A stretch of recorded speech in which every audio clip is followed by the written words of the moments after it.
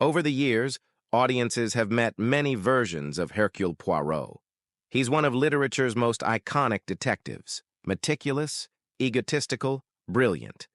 A man who notices every detail, who sees patterns where others see chaos. In the hands of actors like David Suchet, he was refined, almost fussy. With Peter Ustinov, he had charm and wit. But with Kenneth Branagh, Poirot becomes something else entirely, a man scarred by war, burdened by justice, and now haunted by the weight of the past. Branagh's portrayal of Poirot began with Murder on the Orient Express in 2017. That film introduced us to his vision, visually rich, emotionally layered, and just a bit theatrical, in the best way. It was followed by Death on the Nile in 2022, where we saw more of Poirot's personal pain, his memories of lost love, and the loneliness behind the detective's brilliant mind. But A Haunting in Venice is a very different story. It's not just another mystery to be solved. It's a story about faith, fear, and the unknown. Here, Poirot isn't just searching for a killer. He's questioning his own beliefs, his sanity, his very grip on reality, and this change in tone isn't accidental. Branagh and screenwriter Michael Green didn't want to make another lavish, jet-setting murder mystery. Instead, they stripped things down. One location, one stormy night, one house with a dark history. And in the center of it all, Poirot, now retired, bitter, and very much a skeptic, dragged into a case he doesn't want to solve. What's interesting is how far this film departs from its source material.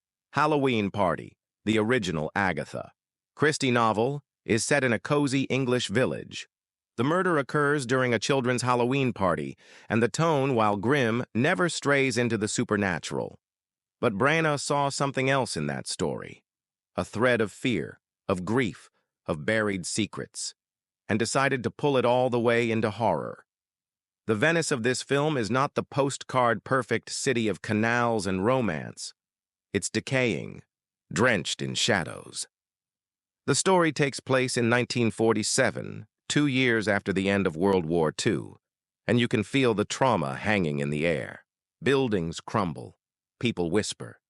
The city feels like a ghost itself, mourning lives lost and sins unspoken, and in the middle of it all is a crumbling palazzo.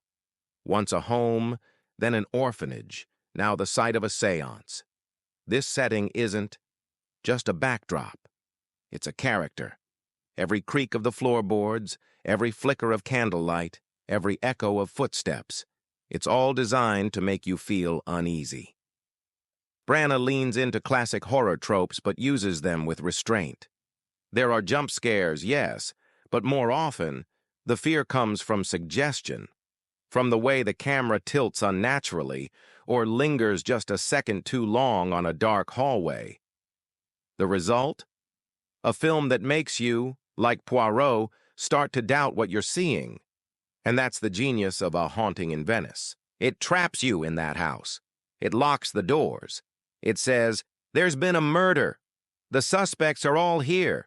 But also, something else might be here too. Something that can't be explained. And for a man like Poirot, that's more terrifying than any killer. Because Poirot doesn't believe in ghosts.